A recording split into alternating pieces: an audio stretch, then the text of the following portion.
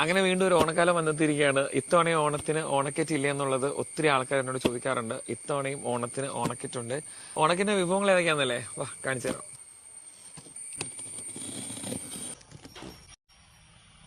നമ്മളുടെ സാമ്പാർ പൊടിയുണ്ട്, നമ്മളുടെ രസപ്പൊടിയുണ്ട്, നമ്മളുടെ സ്വന്തം അച്ചാറുപൊടിയുണ്ട്, നല്ല ഉണക്കിയെടുത്തിട്ടുള്ള മുളകുണ്ട്, അരിമുറുക്കുണ്ട്, പിന്നെ ഓണത്തിന് ഒഴിച്ചുവിടാനാവാത്ത ചീടയുണ്ട്. ഇത് കണ്ണിമാങ്ങ അച്ചാറാണ്.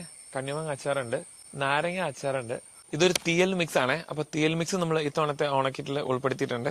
4 കയറിയിട്ടുള്ള ഉപ്പേരിയുണ്ട്, വറുത്തുപ്പേരിയുണ്ട്, ശർക്കര വരട്ടിയുണ്ട്, പുളിയിഞ്ചി അതായത് ഇഞ്ചി കറിയുണ്ട്. ഇതെല്ലാവർക്കും അറിയാം. പപ്പടമാണ്.